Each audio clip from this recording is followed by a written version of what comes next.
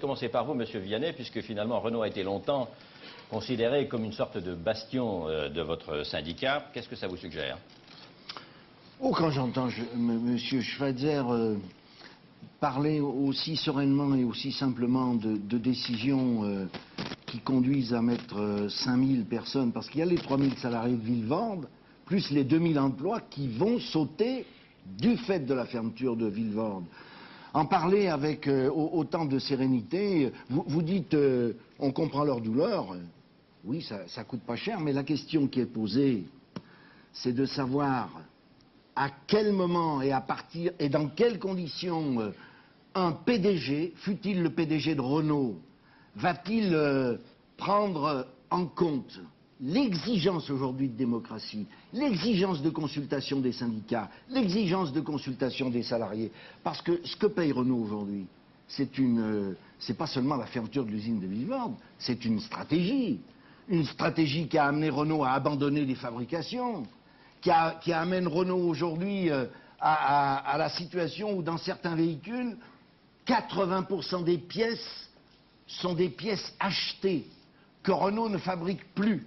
Et qu'est-ce qui vous reste comme marge de manœuvre? Ce qui vous reste comme marge de manœuvre, lorsque des difficultés apparaissent sur le marché, c'est de licencier, c'est de supprimer des emplois, parce que avant la fermeture de Vilvoorde, M. Schweitzer, combien Renault a-t-il supprimé d'emplois sur les 10 dernières années? Combien? Et plus de 40 000?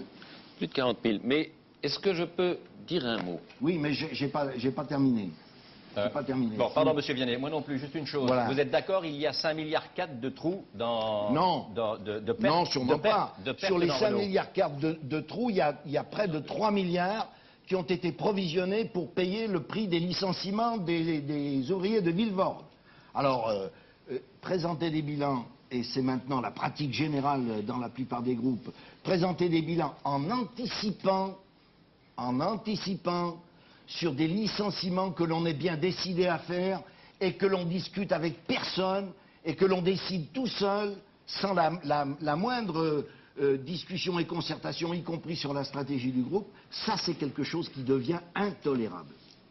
Monsieur Schweitzer. Non.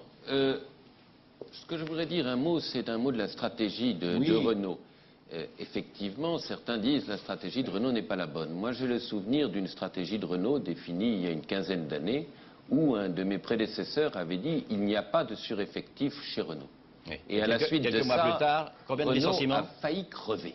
Je veux dire, Renault a failli crever, il faut avoir conscience de ça. C'est une entreprise avec des compétences, du savoir, des gens. Il y avait 150 000 personnes qui ont failli disparaître parce que quelqu'un a refusé de voir la réalité économique. C'est ça la vérité. Et je le répète, tout à l'heure, quelqu'un a dit il faut dire la vérité aux gens. Je crois que c'est très important. Mais la vérité, c'est que vous avez bradé la machine-outil. La vérité, c'est que vous avez bradé la fabrication des robots. Ce sont des choses maintenant qui pèsent sur les capacités du groupe, à innover, sur les capacités du groupe à venir sur les créneaux les plus performants. Vous avez parlé de surcapacité de production. Et vous avez été incapable de servir les usagers qui voulaient vous acheter la Scénic.